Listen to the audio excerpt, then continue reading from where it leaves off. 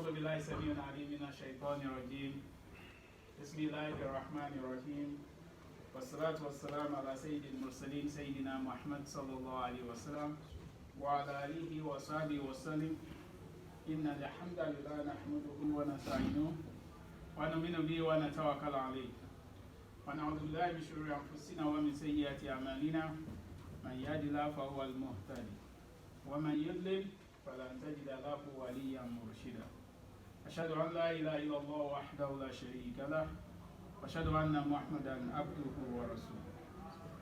Brothers and sisters in Islam, Assalamu alaikum wa rahmatullahi wa barakatuh.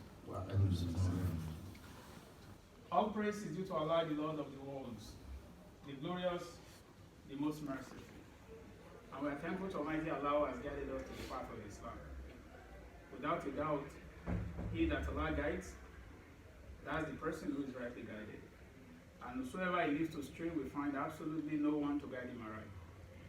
I bear witness that there is no deity worthy of worship except Allah, and that Prophet Muhammad sallallahu alaihi wasallam was the messenger of Allah. Today is a day of great blessings to all of us. In that Allah subhanahu wa ta'ala let us wake up today after our death in sleep. And we are here today again to perform Salatul JUMMAH. May Allah subhanahu wa ta'ala continue to shower his blessings upon us. Amen. Today, I'm only going to ask us one question, and that's the KHUTBAH. And that is, have you done any acts of charity today? So that's the question. Have you done any act of charity today? Why is charity important in the life of a believer? When you look in the Quran, and you look at everything that Allah subhanahu wa ta'ala intends upon us, always Allah will talk about you performing salat and also doing acts of charity or performing zakat. Now, zakat by itself is actually purification of wealth. And the component of it that we emphasize is the one that is compulsory, which is the one you do yearly on your livestock, on your money, and your resources. But there's ongoing sadaqah, which is charitable acts, which is not compulsory, but is highly encouraged. And when you look at many things that we do in Islam, it's actually related to you doing extras, doing charity. Why is charity then very important? And why is it the question that you get today? Now, charity is you giving out anything in charity, right? It could be anything. It could be money, it could be time, it could be anything. More often than not, when we think about charity, we are always thinking about money, because that's one of the things that is difficult for us to part with. But even advice can be charity, and that one we are ready to give even if nobody wants to listen. But charity is something good that you do for somebody else in whatever capacity, in whatever way. And that's why the Prophet ﷺ said, every good act is charity. Even a smile. I just did charity for you guys right now. Even a smile is charity. A smile. And sometimes you will not believe somebody wants or leads or wishes somebody would just smile at them for that day. And honestly, it has happened to me before in Costco when I was checking out. So the cashier wanted to take the credit card to swipe it and then, charge you for all those things you don't need that you always buy, So when she wanted to take the card from me, she was going to take it and I'll take it back. And then I'll stretch it out and then she wanted to take it back. I don't know, I'll just play like a kid at it, And then she took it eventually and I said, you are taking money from me. And she started laughing almost uncontrollably. She said, and she told me, she said, I really needed that laugh. I have no idea what was going on in her mind, what was going on. I have no idea. But she told me, she said, I really needed that laugh. You never know what must be going on in people's minds, what challenges they may have. So don't underestimate even the act of just smiling at somebody. Meeting them with a smile, saying salaam alaikum to your fellow brothers, or people you don't even know, just smile and good morning. This is part of the Islamic etiquette.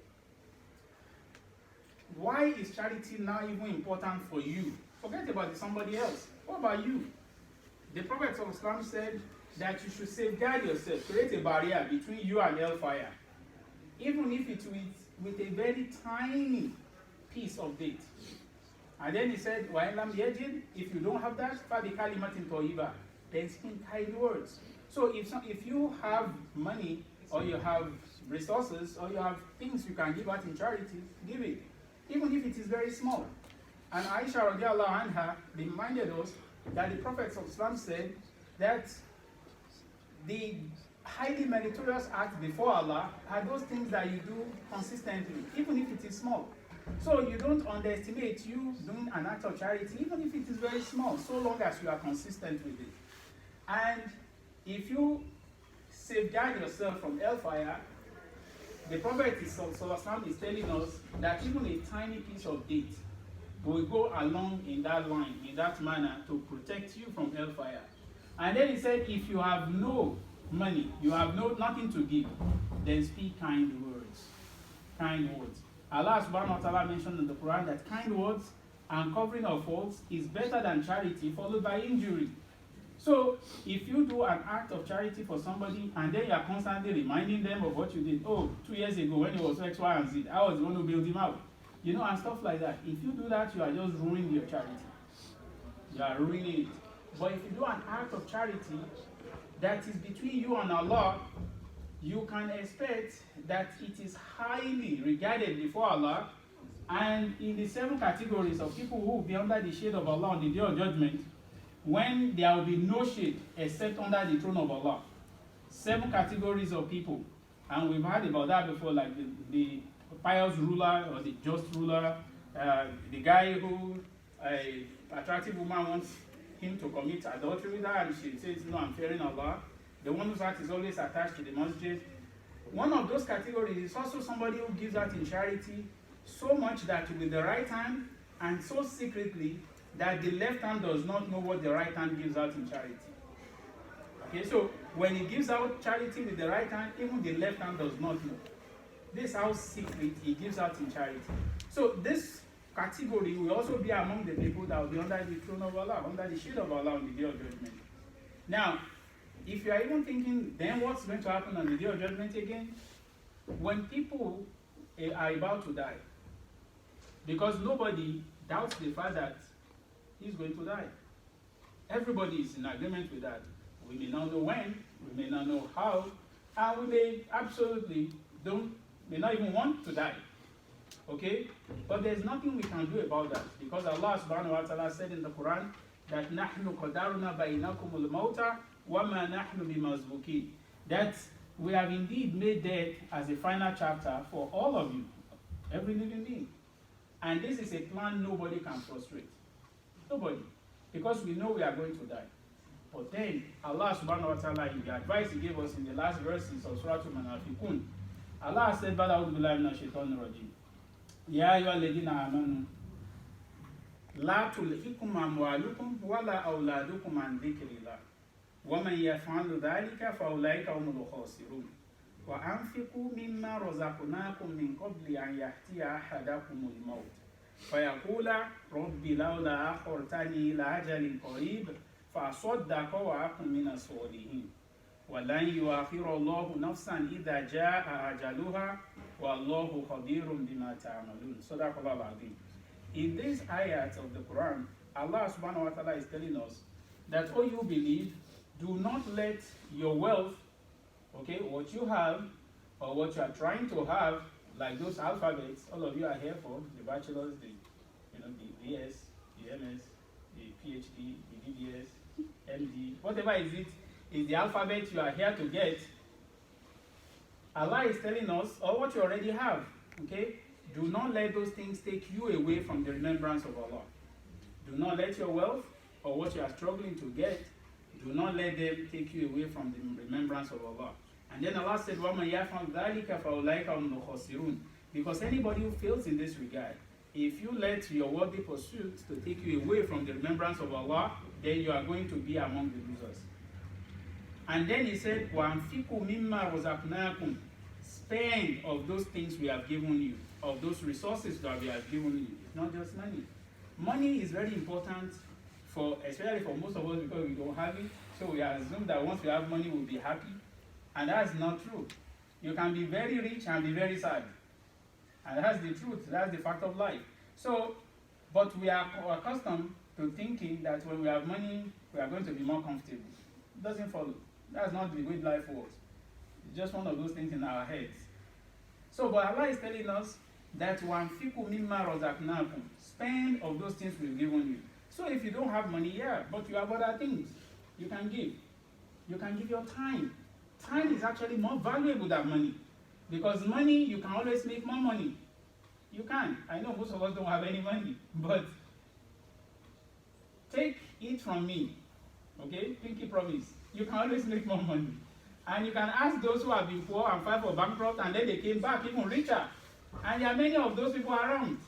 You don't even have to go too far. Okay? So it's possible for you not to be rich yesterday and to be stinkingly rich today. Okay?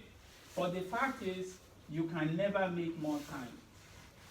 You can never make more time. If you lose time, it's gone. It's gone. So time is very valuable. So that when you invest your time in helping somebody else, you're actually doing a great charity. A great charity. But then, Allah said, وَأَنْفِقُوا مِمَّا رَزَقْنَاكُمْ مِنْ قَبْلِ أَنْ يَأْتِيَ أَحَدَكُمُ الْمَوْتُ. Spend what we have given you before death now shows up, okay, to one of you, and then you realize that what? He has run out of time.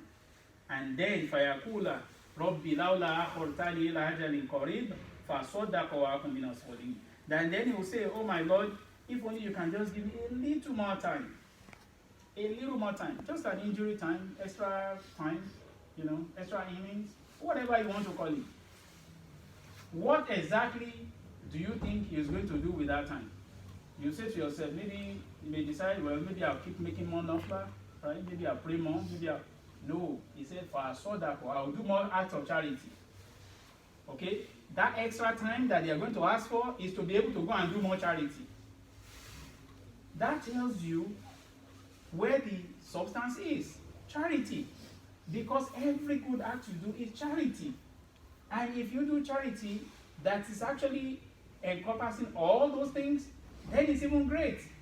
Like if you decide that, let's say you want to volunteer in where they serve food, or, you know, homeless shelter. You are going to spend your money to buy gas in your car and drive there. So you've done charity with money by buying gas to your car, right? And driving over there, you spend your time. You see, so you have so many things, layers and layers upon charity that you can do. So and even if it is not too far and you walk, okay, you walk there. When you walk, you are going to burn your calories, right? So maybe you get fit, you'll be stronger. That's good for you in terms of exercise, for those of you with Fitbit and stuff like that. But even if you are not counting that, the fact that in your mind, you are going in the path of Allah. Because going to help somebody else is going in the path of Allah. It doesn't mean when you go to war or anything like that. No. When you are going on a path to obey Allah, you are going in the path of Allah. Okay, so you now go to homeless shelter and you help there.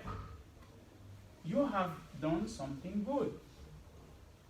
And when you are even coming and walking to the masjid, the Prophet ﷺ said, وَكُلُّ خُطْوَاتِ تَمْشِي إِلَى صَلَاةٍ صَدَقَةٌ. That every step you take towards the place of salat by itself is charity. So you see, there are so many angles, there are so many ways that with which we can acquire charity. And some of them are linked together. So that when you walk to the place of prayer, it's charity for you, and then now you are going to even pray, which is something that Allah subhanahu wa ta'ala has made compulsory upon us. It means we just need to be modifying and purifying our intentions at all times. So that all those things that we are doing ordinarily, when you purify your niyyah to make it for the sake of Allah, then you get the reward of obeying Allah with those things you are doing even ordinarily. May Allah subhanahu wa ta'ala forgive us our shortcomings. Then he said, فَأَصَدَقَ وَأَكُن مِّنَ الصَّالِحِينَ. I will do acts of charity and I will be among the righteous people. But then Allah said, وَلَنْ يُؤَخِّرَ اللَّهُ نَفْسًا إِذَا جَاءَ أَجَلُهَا. Allah said He will not give any extra time to anybody when the time appointed has come. That is, that person has duly run out of time. And Wallahu khabirun bima ta'malun. And Allah is very much aware of everything that we do. So we have many things that we can use to acquire better GPA before Allah in terms of charitable acts. So whether it is in terms of your time, in terms of your knowledge that you have, okay, because these are things that will always meet you when you are dead. The Prophet ﷺ told us that when a man dies, when a person dies, his book is closed, except for three things. Al-waladu solihu yad'ullah, that a righteous child that is making dua for him. Wal-alimu yantafi'u bihi nas, knowledge that is beneficial that is left behind and people are still benefiting from. And wasadaqatu jariyah, and perpetual charity. These are things the person will have invested his own time in, his own resources in doing. And when he dies, people still continue to benefit and he will continue to get his reward. So we should spend our time to invest in those things. Who knows? Maybe some of those things will actually come back to you. And inshallah we'll get into that in the second part of the khutbah. أقول قولي هذا أستغفر الله لي ولكم يا أيها الذين آمنوا توبوا إلى الله توبة نصوحا.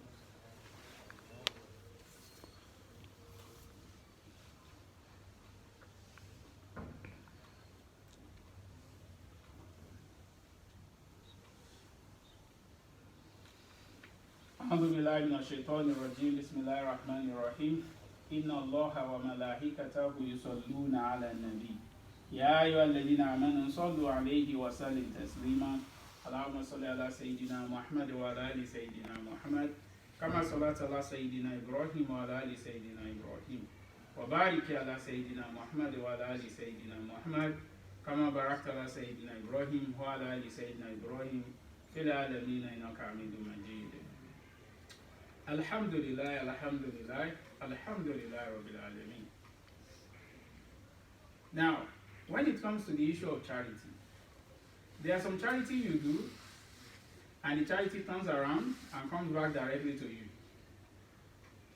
And sometimes at the time of doing that charity, you don't think that you are the one that's actually going to benefit from that charity. Brothers and sisters in Islam, this is exactly what is happening now to some people. So on Wednesday, on WTOP, the radio station, yes, for those of you who have forgotten radio exists, there's something called radio. So they were actually talking about people going to food banks. And it was, wallahi, it really touched my heart. They were talking about people, we've been having something called shutdown. For those of you who are in school, you may not understand that. Yes, everybody looked up. Yeah, I know you know. Okay, so there's been government shutdown. A lot of people are not getting paid. And they are just sitting at home. And you do have homes that both family, husband and wife, even when they work, both of them work for the federal government in one way or the other. And they are not getting paid. So the person that was then reporting the news said one of the things they now found, now I'm paraphrasing because I can't quote him. One of the phenomena they are seeing is to see those people who used to donate to the food bank now being people who are lining up to get food from the same food bank. Subhanallah. You can think about that. The people who used to donate food to the food bank now being the people lining up also themselves now to get food from the food bank. When people tell you no condition is permanent, it is true. You just don't know when it will happen to you. You don't know. Today we may look at ourselves and say, well, I'm fine, I'm work hard, I do this. Do you think those federal government workers don't work hard? People are struggling to pay their rent. People are struggling to put food on the table. That's why they are going to food bank. And for that to even be people who are donating food to the same food bank, you can only begin to imagine how harrowing experience this must be for them. And it doesn't take much for us to be homeless too. It doesn't take a lot. It's just that we are fortunate not to find ourselves in the same position. That's why we sometimes don't understand and don't appreciate the challenges that other people do face. And I'm going to close with a story of a brother. In a masjid a few years ago, we were discussing the halakha of the Prophet of Islam. The Prophet of Islam talked about if you see somebody and is asking you for charity, Don't say you are looking at the person and then be judging the person. That rather, if you have, give, and that's it. Don't say, oh, you have 2 hands, how come you don't go to work? Okay? Don't be looking down on the person simply because the person is in need. When we read this hadith, a brother among us, he said he has something to share, personal experience to share. This brother, so let me give you a little bit about his background. As a student in one of the area universities, when he was doing his master's, this brother drives an Infinity. Okay? So that tells you this is not a guy that is suffering at all. He drives an Infinity as a student. He said one day, so he's one of those guys that when you see the gas is going low on your car, you say, well, I'm going to work tomorrow, I'll buy gas on my way, right? So when he was going home, he realized his car was low on fuel, right? Well, his style is when he's going on his way, then he buy gas.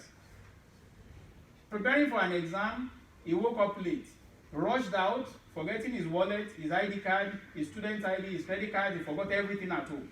He's coming from Virginia, coming here to DC, one of the area universities. I don't want to tell you the name of the university. So when he was coming, he got on the way and realized that, oh man, I didn't buy gas. Wallet is at home. He couldn't drive back home because some of you, if you drive to a certain extent, your engine will start flashing E for you. You never want to see that E sign. Take my word for it. Anyway, so he realizes that the car was about to run out of gas. So he pulled to the nearest filling station. He couldn't go back home, and this was pre-Uber era. Well, how will he even call Uber anyway? Well, maybe on his phone. But anyway, this was pre-Uber, pre-Lyft.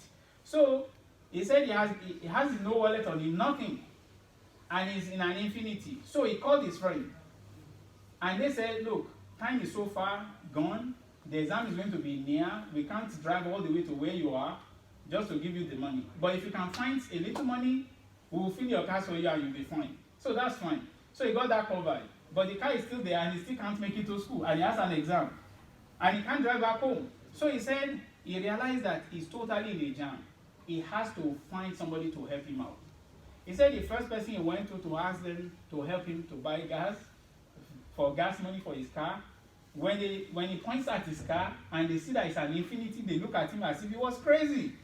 That if you have no money, why are you driving an Infinity? And he said he approached so many people to help him out. Because he has no ID card on him, he's going to tell them, look, I'm so place, I'm so student, you're student, you're driving an Infinity. I mean, you have all those things running in their minds. And he said in the end, somebody came to, when he told somebody, the person after looking at the Infinity for a while, then he gave him $1. And he said that was when it struck him how stingy we all are.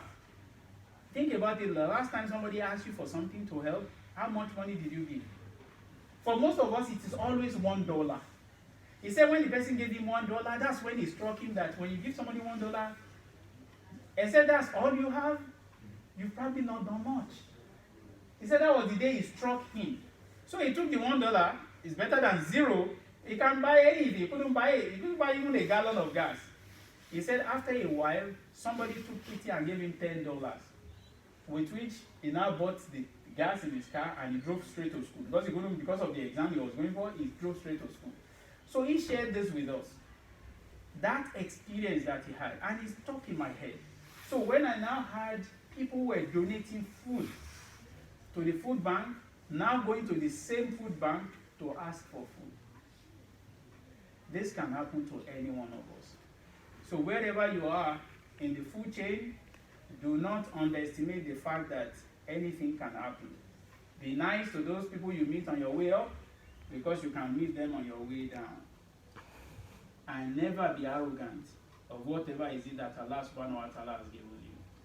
We pray to Almighty Allah to ease our body. We pray to Almighty Allah to forgive us our shortcomings. We pray to Almighty Allah to provide for our needs and bless us and make things easy for all the people that are suffering as a result of this shutdown or as a result of anything else.